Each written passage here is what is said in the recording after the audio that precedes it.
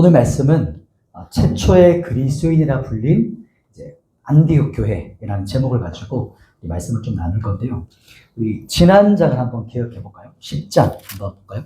10장이 엄청 길었어요. 그죠? 그래서 지난주 1절부터 48절 전체를 확 이렇게 봤던 이제 주간이었거든요. 지난주 잠시 기억하면 베드로의 패러다임의 전환이었어요. 내용이 뭐였냐면 베드로와 누구 만났죠? 고넬료가 만났어요. 그죠? 근데 그 전에 각자의 기도의 그 자리에서 하나님께서 이제 하늘을 열어주셨고 환상을 보여주셨다. 그거. 그죠? 그리고 부정한 음식들이 내려오니까 베드로가 보고, 이거 부정하다고. 근데 하나님께서 잡아 먹으라 하시는 거예요. 못 먹습니다. 전 한 번도 이런 거 먹어본 적도 없고 가까이 하지도 않았습니다. 라고 했지만 하나님께서 내가 깨끗하다 한 것을 네가 왜 부정하다 하냐. 이것을 3번 반복하셨죠. 그죠? 그리고 나서 딱 마침 그때 베드로가 이게 무슨 뜻인가 막 고민할 때 그때 딱 입구에 사람들이 왔어요. 고넬료가 보낸 사람들이. 그래서 성령께서 내가 보낸 사람이니까 마음 놓고 같이 가. 이렇게 말씀하셨고 그 자리에 갔을 때 이 고넬료란 사람이 경건한 사람이었고 집안 전체를 이끌었다. 경건으로. 그리고 이 사람이 사람들을 모아서 베드로에게 말하기를 내가 베드로 앞에 있습니다가 아니고 하나님 앞에 있습니다. 지금 우리가 말씀 앞에 설 때 우리 중심을 말했죠. 우리 말씀 앞에 우리가 설 때 하나님 앞에 내가 이 말씀을 듣는 마음, 이게 중요하죠. 제가 하는 말이 하나님의 말이 아니라 제가 선포할 때 하나님의 말씀이 어떤 것인가를 여러분이 분별해서 들으셔야 돼요. 똑같은 메시지가 선포되어도 어떤 마음밭이냐에 따라서 어떤 사람에게는 이렇게 쑥 들어왔다가 이렇게 쑥 나가는 사람이 있고 어떤 사람에게는 쑥 들어와서 마음에 훅 심겨질 수가 있어요. 씨앗이라는 것 때문에. 그래서 우리 안에 하나님 앞에 서는 마음, 이게 고넬료의 중심이었어요. 근데 말씀이 이렇게 선포되고 있었어요. 근데 기도도 안 했고 그냥 말씀을 막 전달하는데 갑자기 막 사람들에게 뭐가 임하셨죠? 성령께서 임하신 거예요. 그래서 그 성령께 임하셨던 것이 외적으로 나타났어요. 그래서 아마 방언이 있었거나 여러 가지 외적 현상이 나타났기 때문에 베드로가 그것을 보고 깜짝 놀라죠. 그래서 이제 그 물세례를 베풀었던 내용이 지난번이었어요. 오늘 이제 11장 내용은요. 그 다음에 이제 이어지는 이제 연결 되어지는 내용이기도 해요. 그래서 10장과 11장이 반복되어져요. 왜냐하면 이제 이 베드로가 예루살렘에 있는 형제들과 사도들이 이방인에게 고넬료라는 사람에게 성령이 부어졌다. 또 이방인들에게 지금 예수의 복음이 사람들이 믿고 있다라는 소식이 들려져요. 그렇기 때문에 이것을 이제 베드로도 이제 전환된 지 얼마 안 됐잖아요. 패러다임이. 근데 유대인들은 훨씬 더 심한 거예요. 그래서 이 사람들에게 어떤 자초지종으로 그런 일이 있었는가를 하나하나 이야기해주는 부분이 11장입니다. 우리 한번 보도록 할게요. 자, 오늘 이제 그러면서 뒷부분 우리 같이 봤지만 원래 중심은 베드로 중심, 또 사도 중심, 예루살렘 교회 중심이었다가 이제 이 11장부터 중심이 바뀌어요. 예루살렘 교회에서 안디옥 교회 중심으로 바뀌고 다음 사울, 즉 우리가 알고 있는 사도 바울 중심으로 전환되어지는 지점이 이 부분이기도 합니다. 자, 한번 본문으로 가볼 텐데 우리 첫 번째는 할례자들의 비난에 대처하는 베드로입니다. 우리 1절과 2절이거든요. 1, 2절 말씀을 같이 한번 읽어볼게요. 함께 읽겠습니다. 시작. 유대에 있는 사도들과 형제들이 이방인들도 하나님의 말씀을 받았다 함을 들었더니 베드로가 예루살렘에 올라갔을 때에 할례자들이 비난하여 여기 1절에 보면 성경을 이제 눈으로 보시면서 보면 돼요. 유대에 있는 사도들이랑 형제들에게 이방인들에게도 하나님의 말씀을 받았다라는 이 소식을 들려온 거예요. 근데 그 소식이 들려올 때 2절에 누가 도착했죠? 베드로가 예루살렘에 딱 도착했습니다. 올라갔을 때 예루살렘에 왔을 때 어떤 환영이 있었을까요? 베드로를 향해서. 우리 베드로 사도님 어떻게 그렇게 온 유대를 다니시고 또 심지어 요바까지 갔다 오시고 너무 고생 많으셨다고 너무 수고 많으셨습니다 라고 환영했을까요? 그렇지 않았어요. 뭐라고 하냐면 딱 오자마자 했던 말이 뭐냐면 어떻게 당신이 이방인하고 교제를 합니까? 이게 도대체 무슨 일입니까? 이렇게 이제 막 이제 상상이 되죠. 어떻게 보면 이게 비난인 거예요. 비판, 비난, 그리고 이런 어떤 책망의 메시지가 베드로에게 왔어요. 온갖 비난인 거죠. 정죄가 왔던 거죠. 이렇게 이걸 보면서 리더들 입장이 있잖아요. 어떤 분을, 어떤 공동체를 이끌어가는 사람의 입장에서 수고하고 헌신했어요. 지난주 우리 야외 예배 드렸죠. 얼마나 고생 많았어요. 그죠? 엄청나게 수고를 했는데 딱 와서 이제 좀 내가 수고했으니까 칭찬해 주겠지 라고 왔는데 사람들이 칭찬보다 뭘 더 할까요? 비판을 더 많이 해요. 실제. 저희 교회는 아니죠. 표정이. 그럴 때가 있어요. 나는 수고했고 헌신했는데 어떨 때는 때로 비판이 올 때가 있고 판단이 올 때가 있고 심지어 비방이 올 때도 있고 원망을 피울 때가 있어요. 이게 이제 교회에서 이렇게 일어날 때 참 안타깝죠. 어떤 공동체를 이끌 때. 교회에서 또 우리 부서에서 이런 일을 겪을 수 있어요. 근데 그럼 그때 우리 마음이 어떻게 될까요? 같이 한박 싸울까요? 너는 한 게 뭐야? 이렇게 싸울까요? 오늘 본문에 보면 베드로가 어떻게 대처하는지가 첫 번째 부분이에요. 베드로가 어떻게 대처하는지 한번 볼까요? 그 부분이 우리 4절과 5절 부분으로 내려갑니다. 4절, 5절을 두 절 같이 한번 읽어볼게요. 시작. 베드로가 그들에게 이 일을 차례로 설명하여 이르되 내가 욥바시에서 기도할 때에 황홀한 중에 환상을 보니 큰 보자기 같은 그릇이 내 위에 메어 하늘로부터 내려 내 앞까지 드리워지거늘. 아멘. 여기 4절에 보시면 베드로가 지금 옛날 같았으면 뚜껑 열렸겠죠. 이 불같은 성격. 오면 예수님 잡아라 할 때 어떻게 했죠? 베드로가 귀 잘라버렸잖아요. 그냥. 그랬고 심지어 예수님도 내가 죽을 거야 했더니 예수님 붙잡고 호를 냈단 말이에요. 베드로가. 불같은 사람이었거든요. 뱃사람. 그런데 오늘 보시면 4절에 베드로가 어떻게 하냐면요. 이 일을 어떻게 설명해요? 차례로 설명해요. 이 말이 뭐냐면 차근차근 자세하게 설명해 주고 있어요. 베드로가. 지금 뭔가 베드로가 옛날 사도가 아니에요. 지금 옛날 사람이 아니에요. 바뀌고 있어요. 마음에 안 들면 불같은 뚜껑 열렸던 사람인데 지금 본문에서는 자기를 비방하고 비판하는 사람들을 향해서 뭐라고 하냐면 차근차근 차례대로 설명하기 시작하고 있어요. 그러니까 지금까지 있었던 일들을 지금부터 이제 5절부터가 쭉 그 이야기를 풀어서 설명해 주고 있는 거예요. 지금 내가 어떤 일이 있었는지를 설명해 드리겠습니다. 이렇게 하고 있는 거죠. 그러면서 핵심은 이 긴 본문이 있는데 여기서 지금까지 있었던 하나님께서 나를 어떻게 인도하셨는가, 그리고 하나님께서 나에게 보여주셨던 환상, 또 고넬료와의 특별한 그 카이로스의 만남, 하나님께서 개입하셔서 그렇게 얼마나 특별한 만남이 있었는가를 이제 이야기해 주고 있는 거예요. 욥바에서 있었던 이야기를. 그 본문이 바로 이제 우리 함께 봤던 6절부터 이제 쭉 가죠. 그 부분을 잠시 한번 우리 기억해 본다면 이런 거예요. 내가 기도하고 있는데 황홀한 중에 하늘의 문이 열렸습니다. 그리고 큰 보자기가 있었는데 분명히 저는 배가 고픈 시간에 12시였잖아요. 배가 너무 고픈데 보니까 보자기가 내려와요. 근데 그 안에 담겨있던 모든 동물들은 우리가 절대 손도 안 대는, 우리랑 절대로 상극인 부정한 동물들이 내려왔어요. 근데 하나님께서는 저에게 분명하게 말씀하기를 일어나서 베드로야 잡아먹어, 이렇게 너무 분명하고 선명하게 말씀하셨거든요. 근데 제가 유대인이 아닙니까? 절대 못 먹는다고 손사래를 쳤습니다. 근데 하나님께서 그때 뭐라고 저에게 말씀하셨냐면 내가 깨끗하다 한 것을 네가 왜 부정하다 하냐. 깨끗하다. 내가 깨끗하다고 인친 거야. 라고 그 말씀을 3번이나 반복하셨어요.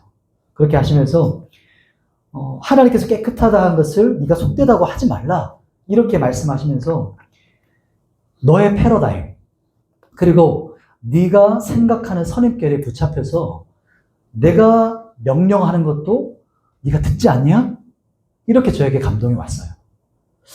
내가 생각하는 편입, 선입관, 편견, 이것이 하나님께서 나에게 말씀하셔도 내가 듣지 못하게 하는 건 아닌가. 그런 어떤 생각들이 들었단 말이죠. 이렇게 설명하고 있는 거예요. 그래서 지금 이렇게 여러분처럼 조용하게 듣고 있었어요. 사도들이, 형제들이 예루살렘에서. 그리고 더 구체적으로 이제 할례자들에게 베드로가 하나님의 말씀을 전달하고 있는 거예요. 하나씩 풀어서. 왜냐하면 자신의 멘탈이 있잖아요. 자신의 이 패러다임이 자신도 그렇게 바뀌어갔잖아요. 처음에는 도무지 이해가 안 됐단 말이에요. 자기도 안 바뀌었어요. 하나씩 하나씩 이해가 되었고 경험했기 때문에 바뀌었던 그 전환점, 자기의 생각이 완전히 박살나기 시작했던 것을 이제 유대인들, 자기 형제들에게 설명하는 부분이 이 오늘 이야기의 이 긴 부분입니다. 앞부분에서. 자, 그래서 쭉 내려와서 11절 한번 볼까요? 설명하다가 이렇게 말해요. 또 11절에 눈으로 한번 보실래요? 11절 첫 글자가 뭐죠? 마침이라는 겁니다. 마침. 성경에 보면 보통 마침, 우연히, 그때 이런 말이 나오면 표시했다가 아, 하나님께서 개입하신 때구나. 하나님의 카이로스의 시간이구나. 이렇게 생각하면 돼요. 왜냐하면 하나님께서 특별하게 개입한 그 시간에 세 명이 찾아왔어요. 그래서 제가 같이 가자고 하는데 성령께서 저에게 안심하고 같이 가. 그런 마음에 확신이 들었습니다. 그래서 가서 현장에 가서 보니까 고넬료라는 사람이 있었습니다. 만나보니 그에게도 동일하게 하나님께서 기도 중에 찾아가셨던 거예요. 그래서 그에게 말씀하시기를 너는 베드로를 청해서 무두장의 집에 시몬의 집에 있는 그 베드로를 청해. 그리고 말씀을 들어라. 라는 말씀을 들었다는 겁니다. 그래서 그 사람들을 저에게 보낸 거예요. 이 어떤 너무 초자연적인 만남이잖아요. 그죠? 이 이야기를 이제 하나님의 역사를 말하는 거죠. 그리고 14절에 보시면 이제 이 부분은 이제 말씀을 전달하는 부분이에요. 14절에 이렇게 말하죠. 예수 그리스도의 사역과 십자가의 죽으심과 부활을 증거하는 중이었어요, 제가. 그래서 그 집에서 제가 말씀을 전하고 있었거든요. 제가 특별히 그 사람을 접촉하거나 이방인들에게 가까이 가서 뭔가 사역하지도 않았어요. 그런데 말씀을 전달하는 중에 성령께서 임하셨는데 우리가 마가의 다락방에서 성령이 임하셨던 것 같은 똑같은 모습이었습니다. 우리가 경험했지 않습니까? 그때 처음으로 성령이 강림하셨잖아요. 그런데 우리는 유대인에게만 임할 거라 생각했는데 저도 깜짝 놀란 것이 말씀이 선포되는 중에 이방인인 사람들에게도 우리와 똑같이 성령께서 임하셨고 그 이방인들이 깨어나고 방언하고 외적인 능력들이 나타나기 시작했습니다. 이야기를 이야기하고 있는 거예요. 그때 제가 여기서는 우리가 10장에 안 나왔던 부분이 11장에는 또 한 가지 사도 베드로 안에 일어났던 그 마음의 이야기를 또 하거든요. 그 부분이 뭐냐면 그때 제가 예수님께서 말씀하셨던 그 사도 그 세례 요한이 말씀했던 거 있잖아요. 나는 지금 너에게 물로 세례를 주지만 내 뒤에 오시는 이는 무엇으로 세례를 줄 것이다? 불과 성령으로 세례를 줄 것이다. 그 말씀이 딱 기억났는데 바로 우리에게 주셨던 그 말씀이다 라는 것을 제가 깨달았습니다. 즉 말씀의 성취구나. 이방인들에게 성령이 임할 때 그것이 바로 말씀에 구약에 예언됐던 모든 말씀이 지금 성취되고 있구나라는 것을 제가 깨달았어요. 이것을 이제 형제들에게 설명하는 겁니다. 그리고 그러니까 이제 마지막 설득의 말이에요. 쭉 조금 더 내려와서 마지막으로 이제 설득하는 말이 할례자들에게 말합니다. 할례자들은 할례 알죠? 8일 만에 할례하는 자들. 남성의 그 성기를 표피를 잘라내는 언약의 증표입니다. 이 사람들에게 17절 부분인데 같이 한번 읽어볼게요. 17절 같이 읽겠습니다. 시작. 그런즉 하나님이 우리가 주 예수 그리스도를 믿을 때에 주신 것과 같은 선물을 그들에게도 주셨으니 내가 누구이기에 하나님을 능히 맡겠느냐 하더라. 아멘. 보십시오. 이렇게 말하는 거예요. 보십시오. 주 예수 그리스도를 믿을 때 우리에게 똑같이 임하셨던 성령이 이방인에게도 임했는데 제가 뭐라고 하나님이 역사하시고 하나님이 운행하시는데 제가 하나님을 맡겠습니까? 제가 어떻게 하나님을 대적하겠습니까? 이렇게 말하는 거예요. 그래서 제가 그들에게 세례를 줬고 그들에게 성령이 임하는 것을 목격했습니다. 라고 하나씩 말하고 있는 거죠. 이렇게 설명할 때 이렇게 차근차근 하나씩 설명했어요. 아마 이 풀이는 요약한 거기 때문에 훨씬 더 자세하게 마음을 풀어줬겠죠. 아마 그때 지금 모습이 이런 모습일 거예요. 이렇게 조용하게 집중하면서 그랬군요. 이렇게 베드로에게 완전 막 스토리니까 얼마나 빠져들었겠어요. 그런 예수구나. 집중했던 모습이었어요. 그때 이제 할례자들의 반응이 이제 18절이에요. 베드로의 설명을 듣고 18절 말씀에 한번 같이 읽어볼까요? 할례자들이 어떻게 반응하는가 보십시다. 18절 시작. 그들이 이 말을 듣고 잠잠하여 하나님께 영광을 돌려 이르되 그러면 하나님께서 이방인에게도 생명 있는 회개를 주셨도다 아니라. 여기서 보면 조용하게 듣다가 그전에 막 비방했잖아요. 비판했잖아요. 막 화가 나가지고 어떻게 이방인가 막 이런 자기의 패러다임에 딱 꽂혀가지고 그것만 봤는데 설명을 듣고 보니까 그 말씀을 풀어주는 하나님의 말씀을 듣고 나니까 뭔가 좀 오는 거예요. 하나님의 감동이 오는 거예요. 그래서 어떻게 하냐면 오히려 본문에 말하죠. 그러면 하나님께서 그러면 이방인에게까지 생명원을 회개를 주셨군요. 그래서 하나님께 찬양과 경배를 올려드리는 거예요. 하나님께 영광을 올려드리는 거예요. 지금 여기 보이시죠? 이제 사도들과 이 형제들도 지금 패러다임이 바뀌고 있어요.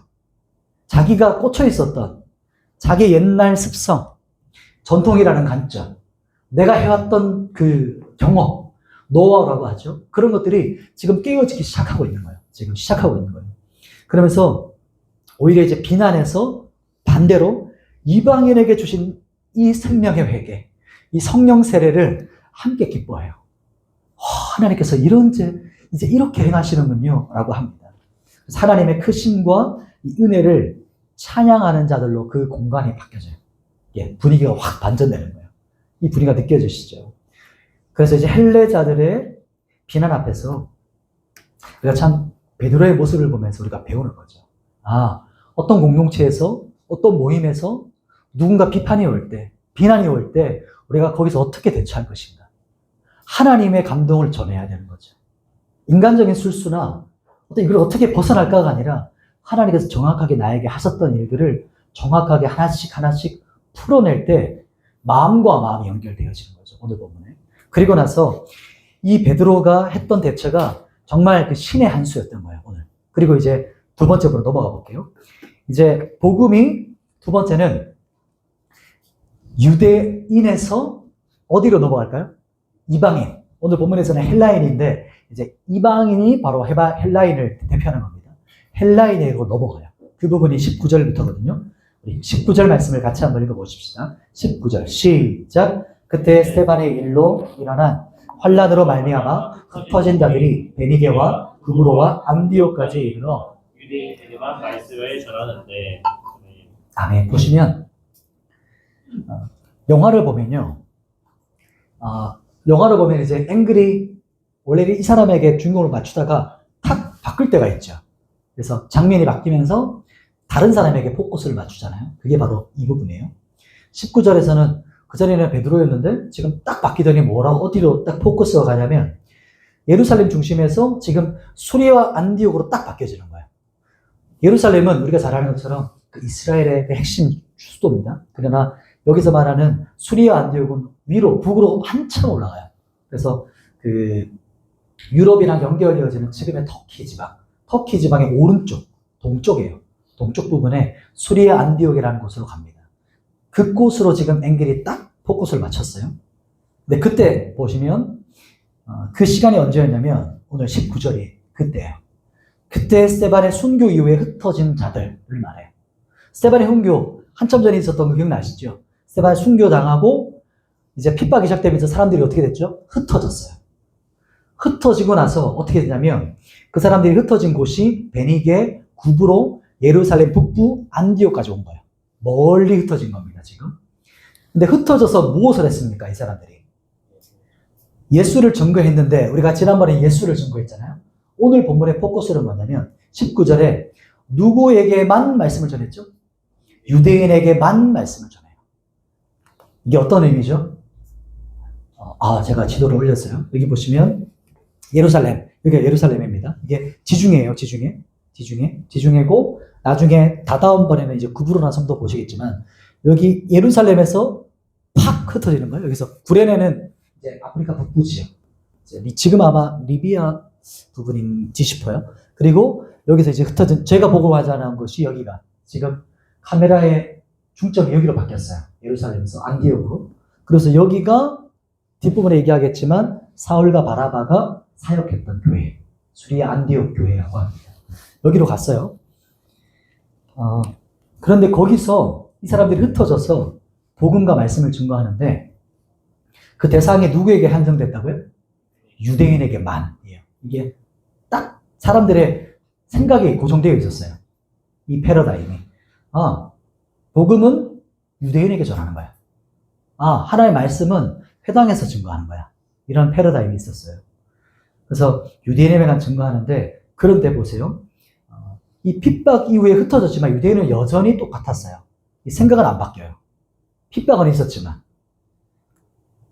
유대인의 것이라고 생각한 거죠. 패러다임이나 카테고리 자체가 없어요. 믿는 자들 안에. 그래도 이 사람들이 증거했던 복음은 유대교랑 달랐어요. 예수 그리스도가 메시아다, 그리스도라는, 어찌 보면 그 당시에는 그래도 깨어있는 복음이었던 거죠. 왜냐하면 아직까지도 지금 예수 믿는 자를 핍박하고 박해하는 시점이었기 때문에 이 사람들이 전하는 이 복음만 해도 엄청나게 앞서가는 사람이었어요. 깨어있는 사람이었어요. 그러나 그렇게 앞서가지만 여전히 무엇을 넘지 못했어요? 구약에 가지고 있었던 사고, 유대인에게 갇혀 있었던 것을 넘지 못했어요. 그런데 20절, 드디어 이제 20절에서 전환됩니다. 20절을 같이 한번 읽어볼게요. 20절 말씀을 같이 한번 선포해 볼게요. 시작. 그 중에 구브로와 구레네 몇 사람이 안디옥에 이르러 헬라인에게도 말하여 주 예수를 전파하니. 아멘. 보시면 흩어진 자들 중에 저기 보시죠. 구브로는 여기 섬입니다. 여기 구브로가. 나중에 바나바가 여기서 태어난 구브로 섬이에요. 구브로와 구레네로 흩어졌다고 하죠. 여기서 흩어져서 이 사람들이 그리고 안디옥, 저기 말했던, 왜 여기를 제가 수리아 안디옥으로 말하냐면 나중에 이쪽에 비시디아 안디옥이 따로 있어요. 그래서 여기가 수리아 안디옥이다. 안디옥 교회가 두 개이기 때문에 여기는 수리아 안디옥.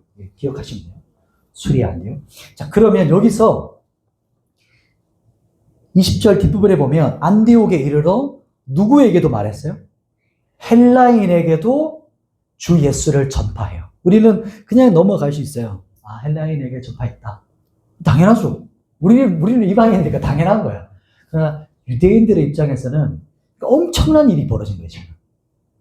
넘지 못했던 지금 그 선을 딱 넘어갔어요, 지금. 그 전까지 한 번도 넘지 못했던 거예요, 이게. 그러니까 이방인에게 전하지 않았던 이 패러다임, 유대인에게만이라고 하는 울타리를 딱 넘어간 거예요, 이 부분이.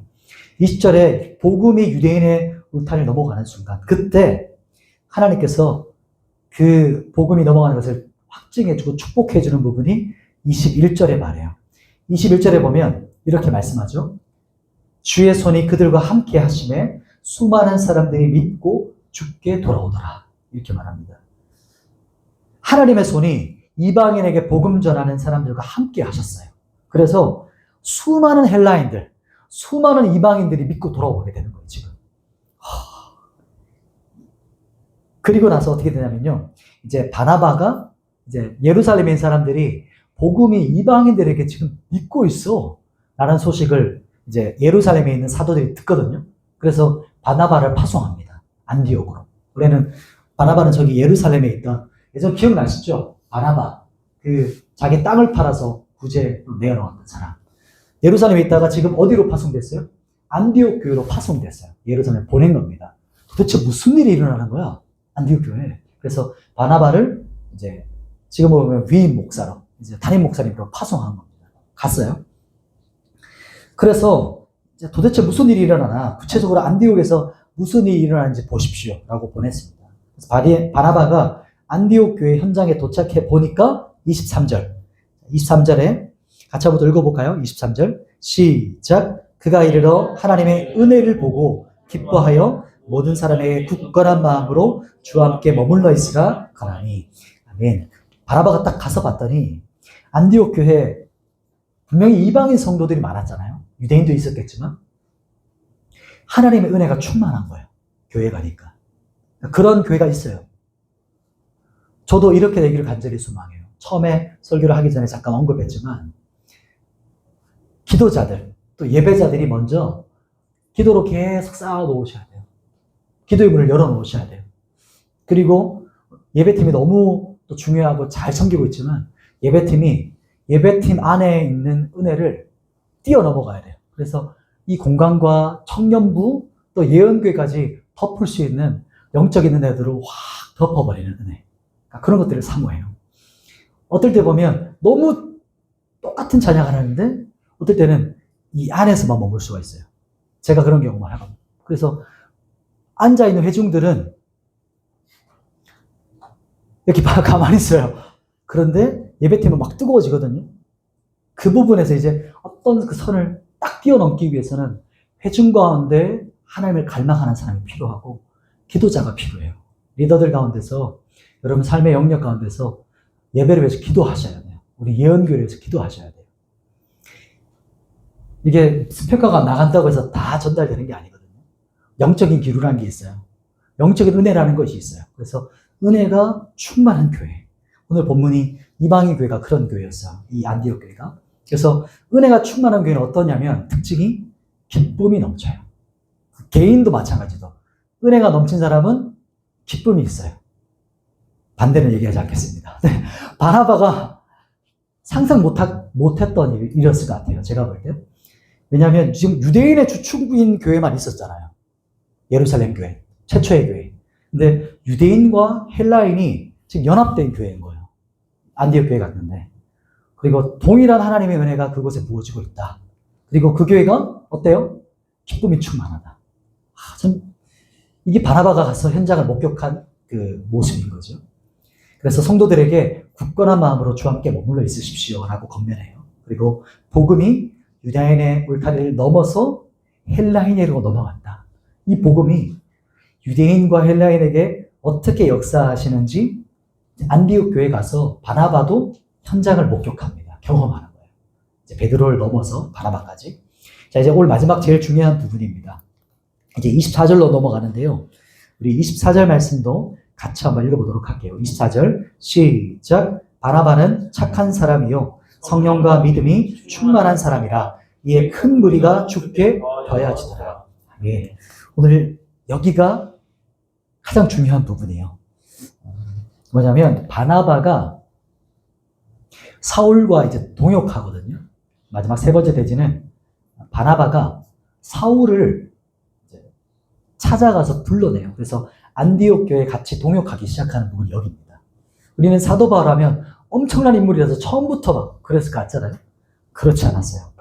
24절 보면 바나바는 착한 사람. 먼저 이 부분부터 한번 얘기해 볼게요. 착한 사람. 어떤 느낌이에요? 우리나라 정서상을 보면 뭔가 우리나라 정서를 생각하면 맹하고 뭔가 나이브하고 뭐 항상 허허실실할 것 같은 착한 사람. 그게 아니에요. 성경에서 여기서 착하다는 것은 그런 뜻이 아니에요. 뭐냐면 선한 자란 뜻이에요. 선한 자. 이 사진은 안디옥 교회. 지금 현재 안디옥 교회 모습입니다. 이제 저기 모습. 착하다는 것은 하나님의 선하심을 구하는 자예요. 하나님의 선하심을 추구하는 사람이에요. 그리고 뒷부분에 또 말하죠. 이 착함이라는 것은 하나님의 선하심을 닮은 사람을 말하는 것이고요. 그리고 이것은 우리가 또 앞부분에도 봤지만 오늘 본문 24절에도 성령과 믿음이 충만한 사람이다. 이렇게 말해요. 바나바가. 예전 우리 안수 집사님 세울 때 기억나시죠? 성령과 지혜가 충만. 성령과 지혜는 곧 믿음이다라는 거 기억나시죠? 한 번 더 언급하면 리더를 세울 때, 교회의 지도자를 세울 때 기준이 뭐였죠? 성령과 지혜, 성령과 믿음이 충만한 사람. 그 사람이 세워지는 거였어요. 그 사람이 오늘 본문의 바나바였고요. 이 사람은 심령이 하나님의 마음으로 가득했던 선함을 갈망했던 사람인 겁니다. 이것이 이제 우리가 생각하는 기준인 거죠. 그때 보면 24절에 큰 무리가 죽게 더해졌다. 이게 참 이 표현이 쉽게 말하면 사람들이 교회에 계속 몰려오는 거야.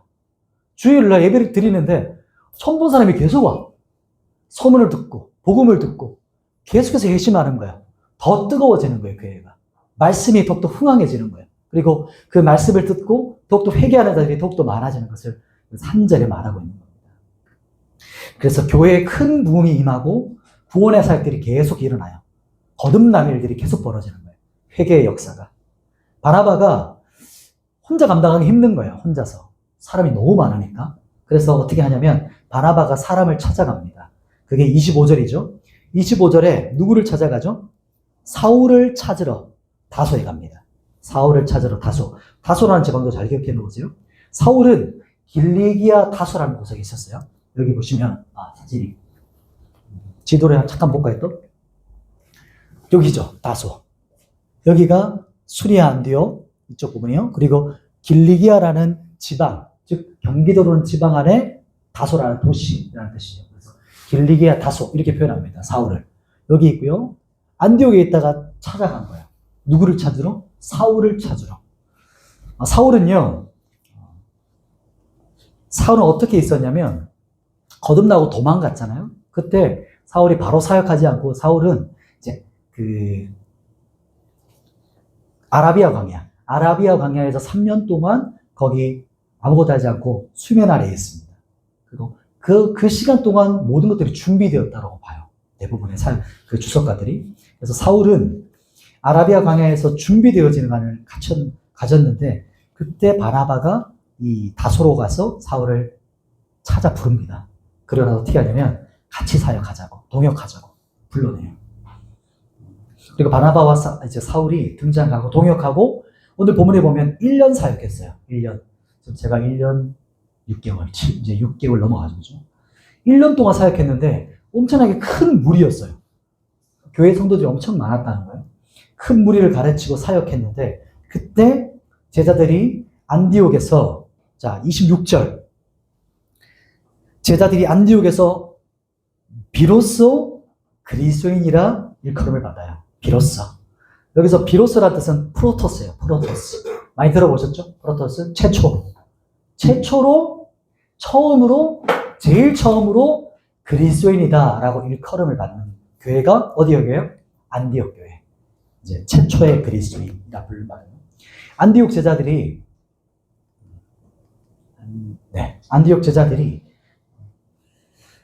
사람들이 이제 부르는 거예요. 쟤들 그리스도인이야. 이렇게 부르거든요. 지금은 그리스도인이야 라고 하면 칭찬인가? 이렇게 생각할 수 있어요. 근데 그 당시에 그리스도인이야 라고 말하면 어떤 뉘앙스일까요? 느낌이 오죠. 옛날 우리 쟤 예수쟁이야 이렇게 말하는 거. 근데 그보다 더 모욕적이었어요. 제가 담을까 말까 고민하다 안 담고 싶어요. 무슨 도쿄 막 이런 거 있잖아요. 알죠? 그런 지칭이에요. 조롱하는 말이에요. 쟤들 예수 따르는 자들이야. 쟤들 답 없는 애들 있잖아. 그러니까 그런 조롱의 말이 그리스도인, 즉 예수 추종자들, 그리고 예수를 따르는 자, 답 없는 애들. 지금 시국이 지금 어떤 시대인데 예수 따르면 핍박받고 불이익당하는데 여전히 예수를 따르는 쟤들이라는 지칭이 바로 그리스도인이었어요. 저는 여기가 우리의 포인트라고 생각해요. 제자들이 안디옥에서 비로소 그리스도인이라 일컬음을 받았다. 예루살렘 교회가 시작됐잖아요. 최초로. 처음 교회. 가장 강력한 교회는 예루살렘 교회거든요. 그런데 그리스도인이라고 지칭받은 교회는 어디예요? 시리아 안디옥 교회예요. 여전히 교회의 주축과 중심은 유대인이었고 사도였잖아요. 그런데 오늘 교회는 바나바가 1년 가르쳤던 사울과 동행했던 교회. 근데 그 교회에서 복음의 변방, 예루살렘이 아니에요. 변방에 있었던 교회에서 사람들이 그 교회 교인들을 보면서 그리스도인이야 라는 말을 들었어요. 평생 율법 토라를 암송하고 모든 것에 능통한 유대인들이 그리스도인이라 처음 지칭받은 게 아니고 미숙할 수 있죠. 1년 가르침 받았는데 1년 훈련 받았는데 그 전에 이제 시작됐긴 했겠지만 흩어져서 그런 교회에서 그리스도인이라는 별칭이 받게 되어졌어요. 제 개인적으로는 궁금한 거는 바나바와 바울이 그 교회에서 어떻게 사역한 걸까? 그 성도들을 어떻게 가르친 걸까? 참 궁금해요. 1년 했는데 이 공동체가, 이 성도들이 세상 사람들에게 들려지는 지칭, 불림이 그리스도인이야 라고 들려졌어요. 여기 우리에게 적용해 볼까요? 우리 청년들에게, 우리 공동체에, 우리 교회에 생각해 본다면 어떨까요? 나는 여기 교회 말고, 그리고 교회 친구들 말고 세상에서, 그리고 세상 친구들 가운데서 제 교회 충, 예수 따르는 자, 이런 지칭 혹시 들어본 적이 있습니까? 예수 믿는 애야, 쟤. 그리고 쟤는 조금 우리랑 달라. 혹은 술 안 마시는 애. 혹 담배 안 피는 애. 남자 여자 음담 패설 안 하는 사람. 그리고 우리랑 조금 코드가 좀 다른 느낌, 뭔가 좀 다르네 라는 불림을 듣습니까? 여기 한번 보세요. 혹 우리 청년들이 그리스도인이다, 교회 다닌다, 쟤는 예수 믿어, 진아가 아니라 쟤는 창조 믿을걸? 너 진짜 믿어? 이렇게 막 묻는 그런 어떤 불림 가운데서 여러분은 어떻게 느끼는가요? 그런 부른다면 여러분을 그리스도인이라 불리는 것을 여러분이 어떻게 느끼시는가를 한번 생각해 보는 거예요. 나는 부끄러워하나? 내가 그리스도인이라 불릴 때 나는 어떻게 여기지? 아니면 당당한가? 예수님께서 뭐라고 말씀하셨냐면 이 말씀이 마태복음 10장이거든요. 이렇게 말씀하셨는데 같이 한번 읽어볼까요? 32절, 33절 시작. 누구든지 사람 앞에서 나를 시인하며 나도 하늘에 계신 내 아버지 앞에서 그를 시인할 것이요. 누구든지 사람 앞에서 나를 부인하며 나도 하늘에 계신 내 아버지 앞에서 그를 부인하리라. 아멘. 사람 앞에서 예수 믿는 자라고 시인하는 사람에게 예수님도 그를 하나님 앞에서 이 사람은 내 사람입니다. 하나님. 얘는 나의 사람이에요. 라고 시인하신다는 거예요. 그런데 사람들 앞에 예수를 부인하는 사람, 예수님 부인하는 생활을 살아요. 삶을 사는 자에게는 나도 하나님 앞에서 저는 쟤 모릅니다. 나랑 상관없는 사람입니다. 라고 한다는 거예요. 이 말씀은. 여러분 어떤 말이 더 중요한가요? 누구의 평가가 중요한가요? 초대교회 때 그 당시에 그리스도인이라고 고백하고 시인하는 것이 어려울까요? 지금 우리가 살아가는 이 시대가 그리스도인이라고 시인하고 고백하는 게 어려울까요? 우리 청년들이 노선을 정확하게 선택하셔야 돼요. 마지막 날이 얼마 남지 않았어요. 주님 다시 올 때가 임박했어요. 얼마 남지 않은 때를 살아가요, 우리가.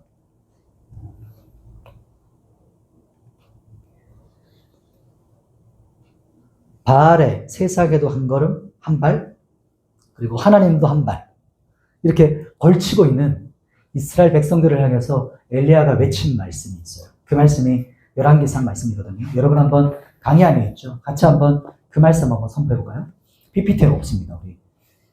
강의 안에 혹시 적혀 있죠? 네, 그 말씀 한번 열왕기상 말씀을 엘리야의 마음을 가지고 한번 선포해봤으면 좋겠습니다. 우리 같이 한번 읽어볼까요? 시작. 엘리야가 모든 백성에게 가까이 나아가 이르되 너희가 어느 때까지 둘 사이에 머뭇하려느냐? 여호와가 만일 하나님이면 그를 따르고 바알이 만일 하나님이면 그를 따를지니라 하니 백성이 말 한마디도 대답하지 아니하는지라. 아멘. 어느 때까지 세상에도 쑥 들어가지 못하고 하나님에게도 그리스도에게도 쑥 속하지 못한 회색지대에 살아갈 거냐? 엘리야가 말해요. 우리 주님 다시 오실 날이 얼마 남지 않았어요. 그때가 되면 회색지대가 사라져요. 청년들의 하나님이 누구신가요? 진정한 하나님을 발견하셔야 돼요. 그래서 내가 내 평생에 내가 믿고 신뢰하고 따를 분을 결심하고 선택해야 돼요. 중간지대가 없어요, 이제. 머뭇거릴 시간이 없어요. 주님 앞에서 믿음으로 선택해야 할 시간이 얼마 남지 않았어요. 어린 양, 그리스도를 따르는 자가 되기를 소망해요. 그리스도인이라는 것 자체가, 그 말 자체가 예수를 따르는 자예요. 그분이 가신 길을 따라가는 사람이에요. 그게 그리스도인이라는 첫 시작이에요. 걸음에. 오늘 본문이 우리에게 그 질문을 우리 청년들이 하고 있는 거예요. 안디옥 교회가. 말씀을 정리하겠습니다. 첫 번째는 할례자들의 비난 앞에 베드로가 대처했죠. 차근차근 차례대로 하나님의 역사를 설명했어요. 그리고 비로소 자신의 패러다임이 바뀌었던 거.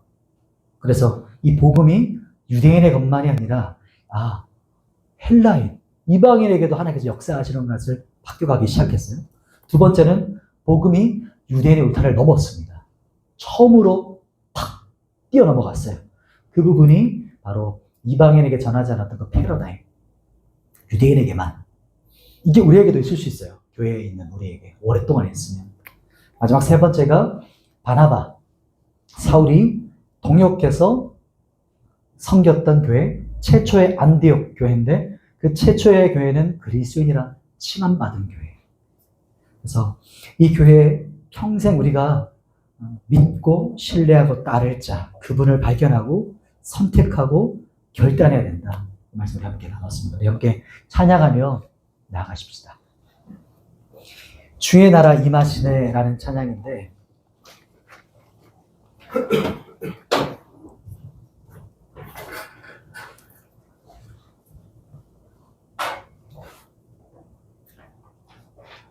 잠깐만요.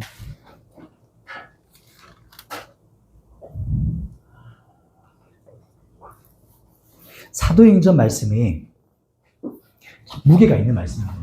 가볍게 나누기가 주제나 핵심 자체가 제자도예요, 제자도. 왜냐하면 열방을 향해 아버지의 마음을 품고 열방을 향해 나아가거든요. 깊게 들여다보면 참 어려운 말씀들이 이해는 쉬워요, 스토리니까. 그러나 이 말씀 우리가 잠잠히 볼 때 진짜 이 시대에 우리에게 필요한 메시지다.